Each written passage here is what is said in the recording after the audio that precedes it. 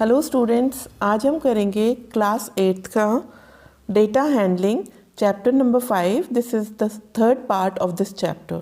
ठीक है, इसमें आज हम करने वाले हैं चांस एंड प्रोबेबिलिटी। शायद इससे पहले क्लास में आपने प्रोबेबिलिटी पढ़ा होगा, लेकिन मैं इसको रिवाइज कर देती हूँ। प्रोबेबिलिटी होता है एक चांस कि किसी भी चीज़ के होने का क्या चांस है, और उसे हम ये भी बोल देते हैं कि क्या प्रोबेबिलिटी है। कभी कभी ऐसा होता है कि हम एक अम्ब्रेला रोज़ लेकर जाते हैं कि रेनी सीज़न में कि आज बारिश होगी, आज रेन होगी, तो रोज़ हम लेके जाते हैं। लेकिन कभी कभी ऐसा होता है हम उसको भूल जाते हैं और उसी दिन हमारी रेन हो जाती है। तो प्रोबेबिलिटी ये होती है कि किस दिन होती है। हम ये सोच के जाते हैं कि भाई यहाँ पर प्रोबेबिलिटी है कि भाई रेन होने की, लेकिन रेन नहीं हुई। तो कभी होती है वो चीज़, कभी नहीं होती है। डेफिनेट नहीं होता कि भाई हाँ ये डेफिनेटली होगी ही। उसी को हम प्रोबेबिलिटी कहते हैं कि क्या चांसेस है किस चीज़ के होने के।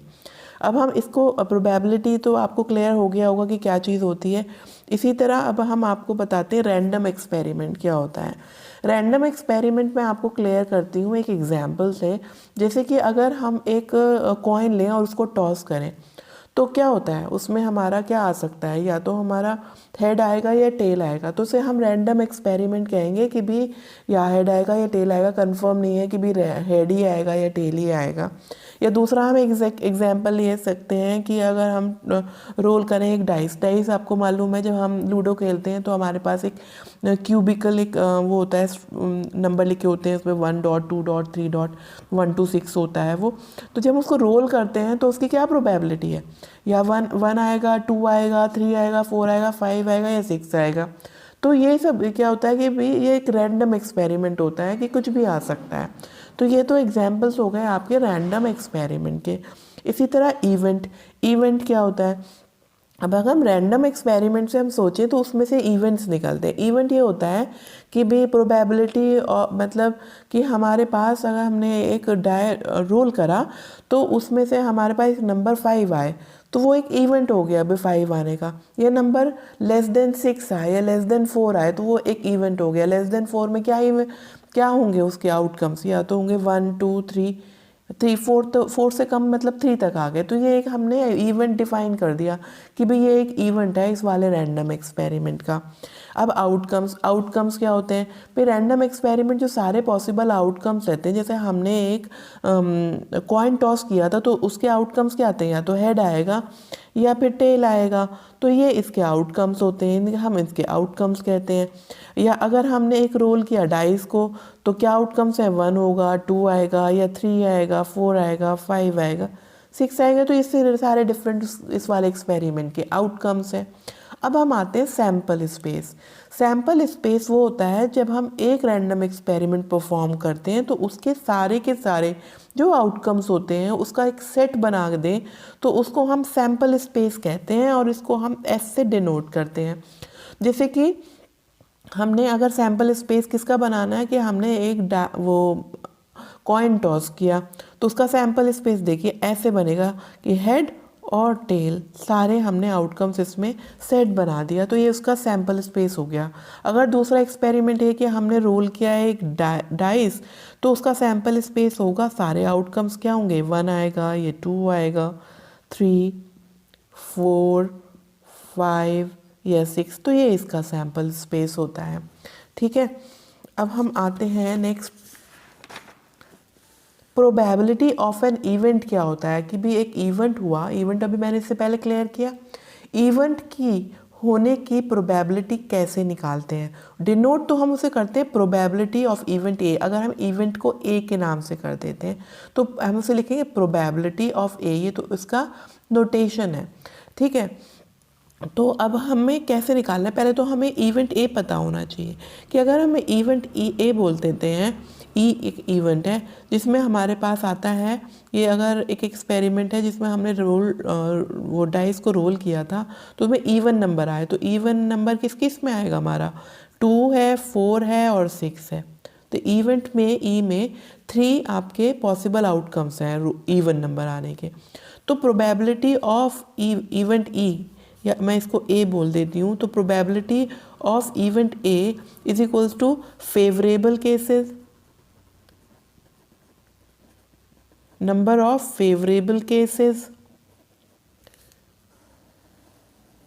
डिवाइडेड बाय टोटल केसेस या टोटल नंबर्स या टोटल आउटकम्स, कुछ भी लिख सकते हैं। अब आपको कॉन्सेप्ट क्लियर होना चाहिए। फेवरेबल कितने हैं यहाँ पर?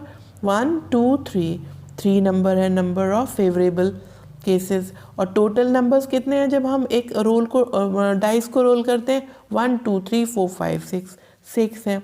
3 1 3 2 6, तो 1/2 इसकी प्रोबेबिलिटी हो गई। तो प्रोबेबिलिटी इस तरह हम निकालते हैं। अब दूसरी चीज़ हमें क्या पता होनी चाहिए? एक तो हमें पता होना चाहिए श्योर इवेंट क्या होता है। श्योर इवेंट वो वाला इवेंट होता है जो होना ही होना है। अगर आपने एक डाइस को रोल किया तो हम कहते हैं कि इवेंट ई ऐसा है जिसमें लेस देन 7 आएगा। तो लेस देन 7 तो आना ही आना है, या तो 1 आएगा, या 2 आएगा, 3 आएगा, 4 आएगा, 5 आएगा, 6 आएगा। तो अगर इवेंट इस तरह डिफाइन किया है तो उसमें प्रोबेबिलिटी क्या हुई? श्योर इवेंट है, ये तो होना ही होना है ऐसे एक्सपेरिमेंट में। तो श्योर इवेंट की जो प्रोबेबिलिटी होती है वो हमेशा 1 होती है। क्यों? क्योंकि उसमें सारे आउटकम्स होते हैं श्योर इवेंट में। अब इम्पॉसिबल इवेंट ऐसा इवेंट होता है जो इम्पॉसिबल है, वो इवेंट हो ही नहीं सकता। फॉर एग्जांपल अगर हमने एक वही जो हमने अभी बताया कि भाई एक डाइस को रोल किया, तो मैं what is the probability of getting 7 number on the dice. अरे भाई 7 नंबर तो आ ही नहीं सकता। 7 नंबर जब उसमें डाइस में है ही नहीं तो ये इम्पॉसिबल इवेंट हो गया। तो इसकी प्रोबेबिलिटी जो होती है इम्पॉसिबल की, वो 0 होती है। क्यों? क्योंकि ऐसा आउटकम है ही नहीं। तो है ही नहीं का मतलब 0, 0 total numbers is equals to 0। तो ये 0 आ गया है। ठीक है, अब हम आते हैं आप इसके एग्जाम्पल्स पर। एग्जाम्पल्स करते हैं। अ coin is tossed, find the probability of getting a head. अब सबसे पहले तो हमने कहा है कि भाई एक टॉस किया तो उसका सैम्पल स्पेस क्या होगा? जब हमने टॉस किया, एक तो हेड होगा या फिर टेल आएगा हमारे पास। तो टोटल आउटकम्स कितने हैं? टोटल आउटकम्स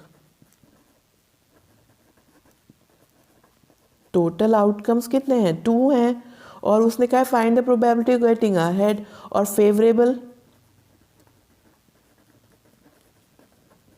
फेवरेबल आउटकम्स कितने हैं? 1 है, हेड है उसमें से।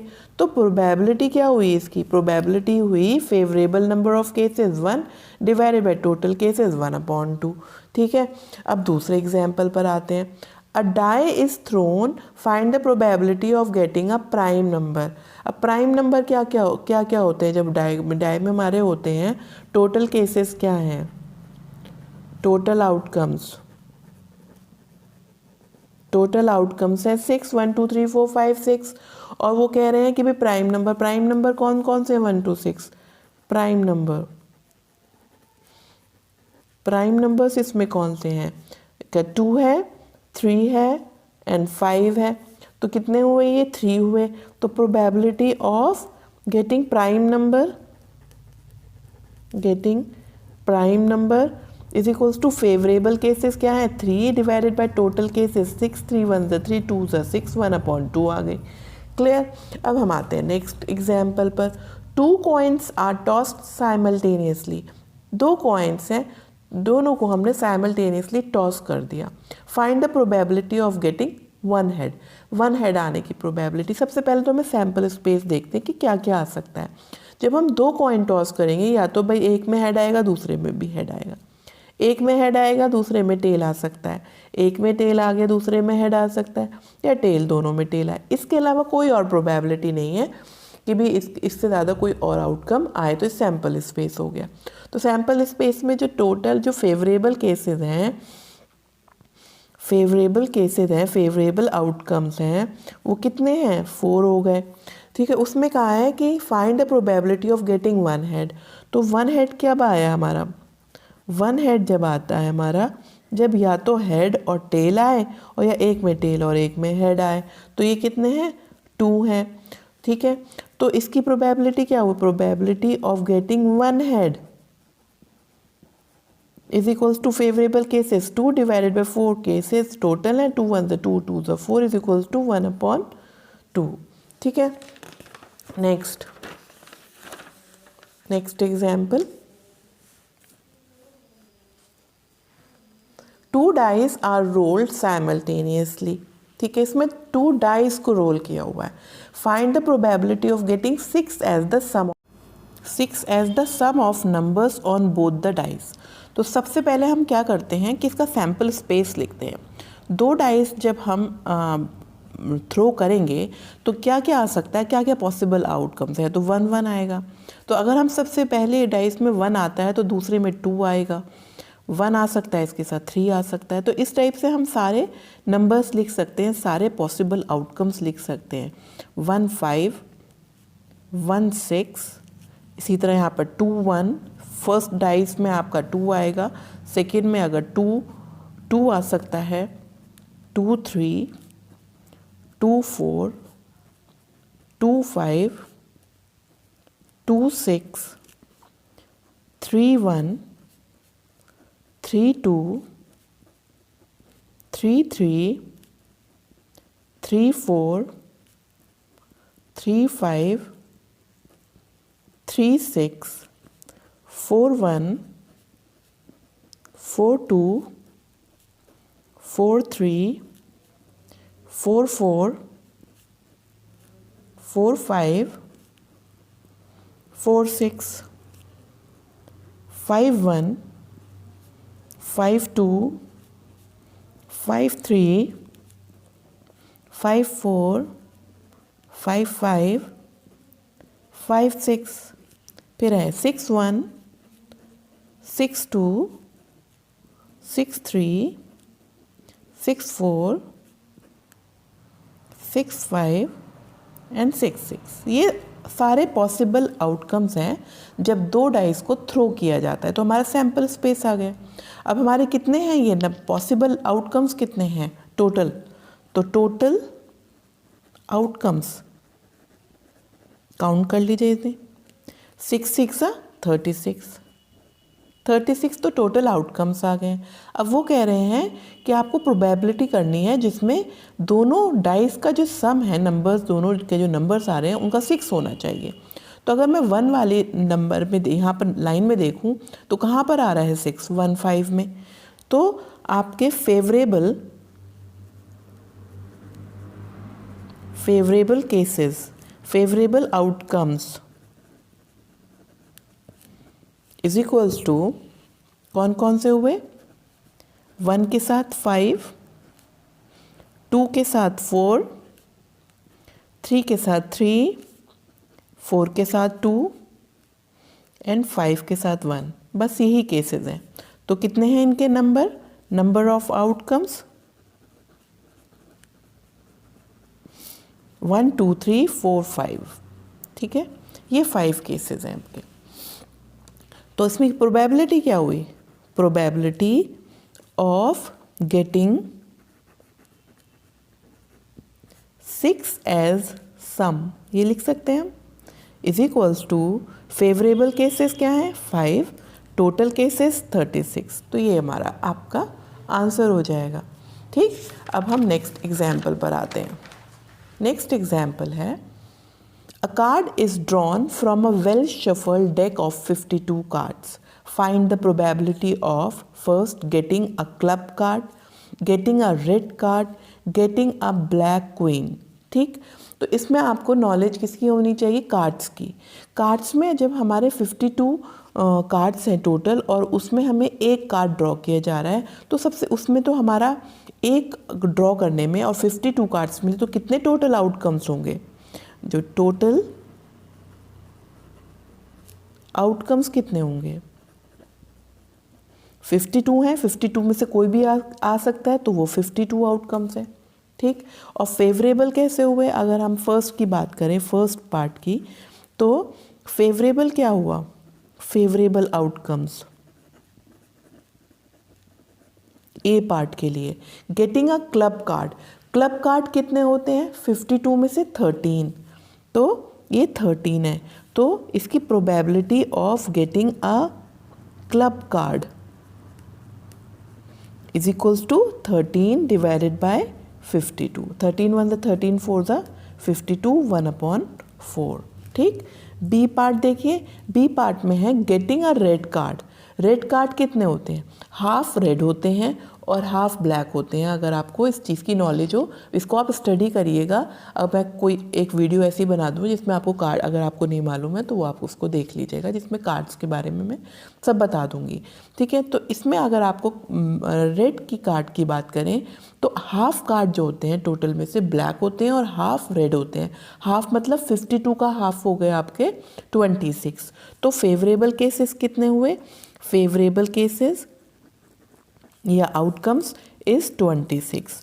तो probability of getting a red card is equals to 26 red card है डिवाइडेड बाय 52 1/2, ठीक है। हाफ प्रोबेबिलिटी है उसकी।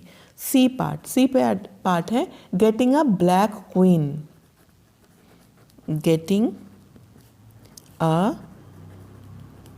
ब्लैक क्वीन, ठीक है। तो ब्लैक क्वीन कितनी? फेवरेबल केसेस कितने हैं? फेवरेबल केसेस मतलब कितनी ब्लैक क्वींस हैं? टोटल क्वींस 4 होती हैं, 4 में से 2 रेड होती हैं, 2 ब्लैक होती हैं। तो फेवरेबल केसेस कितने हुए? 2 हुए, 2 ब्लैक क्वींस होती हैं। तो probability of getting 2 getting a black queen वो है हमारे 2 हैं। 2 में से कोई भी एक आ सकती है। 2 डिवाइडेड बाय 52, 2 1 ज़ा 2, 2 ज़ा 2 6 ज़ा 1/26 is the probability of getting a black queen, ठीक है। तो ये हमारा हो गया है। नेक्स्ट एग्जाम्पल है an urn contains 4 white 3 black and 5 red marbles. कुछ मार्बल्स हैं जिनके कलर्स हैं, 4 वाइट हैं, 3 ब्लैक हैं और 5 रेड मार्बल्स हैं एक अर्न में, एक बैग में, ठीक है। A marble is drawn at random, कोई भी एक मार्बल उसमें से ड्रॉ कर लिया हमने, निकाल लिया। What is the probability that it is, first part है रेड, ठीक है। तो फेवरेबल केसेस कितने हुए? फेवरेबल केसेस रेड वाला मार्बल कितने हैं यहाँ पर? 5 है। तो 5 ही केसेस फेवरेबल हुए। और टोटल केसेस कितने हैं? टोटल केसेस है 4 + 3 इज 7, 7 + 5 इज 12। तो टोटल है 12। तो probability of getting a red marble is equals to 5/12। Red marbles हैं 5 डिवाइडेड बाय टोटल मार्बल्स 12, ठीक है। बी पार्ट है आपके वाइट लेना है, आपको वाइट मार्बल आना चाहिए। तो टोटल वाइट मार्बल्स के लिए हमने फेवरेबल देख लीजिए आप, फेवरेबल केसेस कितने हुए?